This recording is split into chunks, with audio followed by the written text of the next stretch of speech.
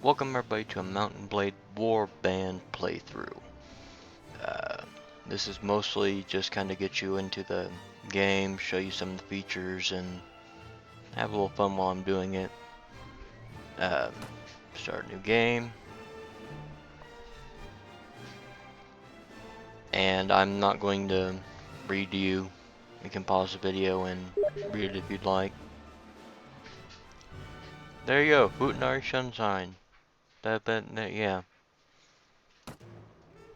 Alright, now, in the Mountain Blade universe, it's kind of a little bit sexist. Females have a more interesting beginning game because it's harder for them to earn renown and be accepted by others. But whereas as a male, if you want to court a lady, you have to learn poems and get their affection up. Whereas a female, pretty much you have a lot easier time, I guess you say, wooing the nobles. You don't have to go through all that. So I'm just going to play as a female to show that off.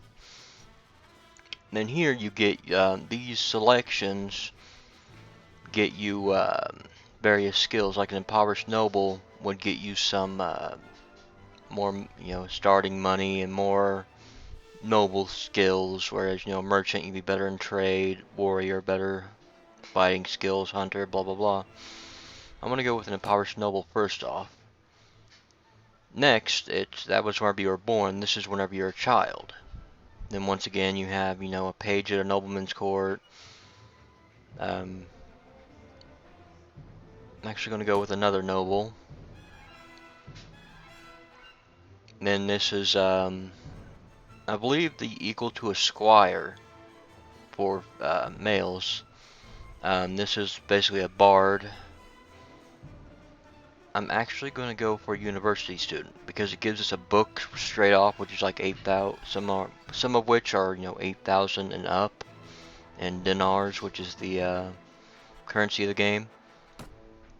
Then this, I've seen a lot of people not take any preference on this, but these still do affect your skills.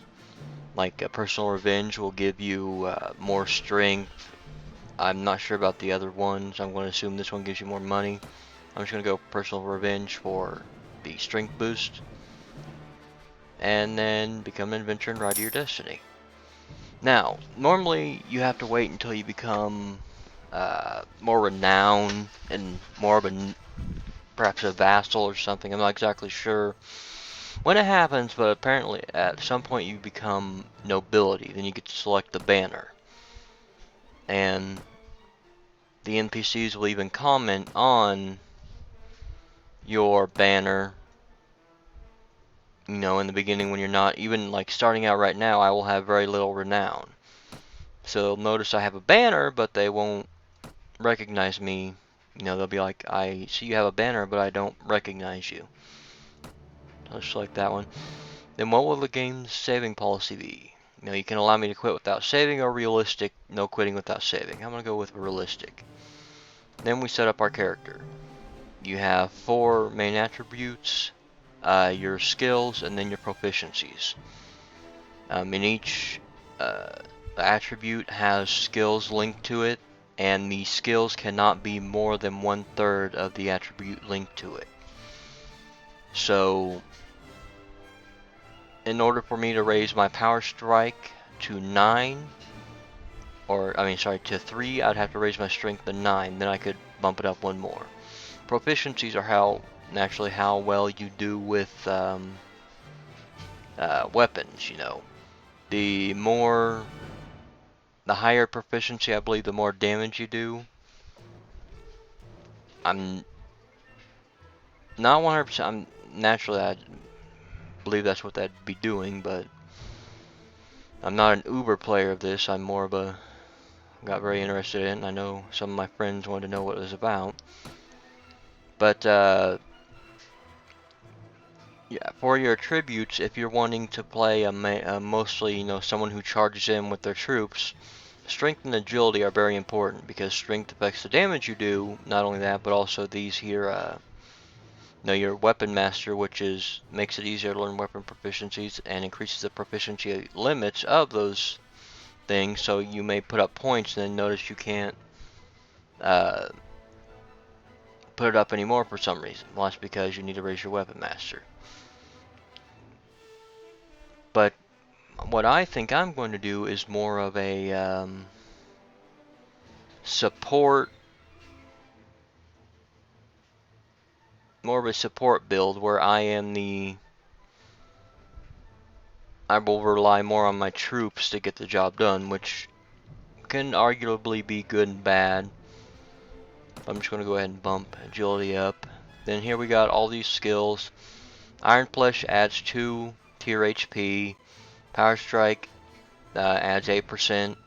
Each point adds 8% to your melee damage. Same with Power Throw. Oh, well, 10% and 14%. And then Weapon Master. Shield reduces the damage shields take. And also, affects how well you can use them. Then you have Athletics. Makes you run faster. Riding. Some horses you have to have a specific riding level to be able to ride. And it also affects, their speed and maneuvering. Horse archery is very important if you plan on using a bow or crossbow on the back of a horse, because it will decrease your accuracy by a lot. Looting, this increases, how much loot you get per skill level, like it says. Trainer, you train your troops, like every night. Tracking, you see tracks on the map, that where you can see where units have gone. Tactics, I'll be 100% honest, I do not know exactly what tactics is good for. I may have to experiment with that. Pathfinding makes you move faster on the map. Spotting allows you to see units farther away. Inventory management gives you more inventory slots. Wound treatment, your troops can either become killed or wounded whenever they're attacked. And the higher your wound treatment is for whenever your soldiers are wounded, they heal faster. Surgery is for whenever, instead of getting killed, for every point there's a 4% chance they'll only be wounded. So right now we have an 8% chance. You'll notice this in green, and I'll show you why once we get past this. First aid gives 5%. For every point you put in here, your hit points lost in the last battle. So if you're at 100 health, which naturally you can't because you're at 43, but let's say you're at 10 health, you lose. Oh, fuck it. Anyway, sorry, I'm not good at math, but anyway, 5%. Engineer allows you basically wherever you build siege towers, ladders, or improve fiefs and castles. This speeds up the process. Persuasion, as you can imagine, makes people see your point of view easier. Prisoner management, you can knock people unconscious and take them prisoner and then sell them to a slaver. Leadership, this drops, for every point drops the wages of your troops by 5%, increases your party morale, and increases your command by 5 for each point. And then trade, this basically reduces the how much things cost, and it also increases how much things sell for. So and then these are pretty self-explanatory, but like I said, I'm mostly going for a more of a support build, meaning I'm not really going to be focusing on offensive stuff. And as for a name, let's see. You know what? There you go. He's in a video now. Alright, so since we're going to be mostly bump up, crossbows up a bit, and bump up one-handed. Then here you can make your character, which I'll usually just randomize.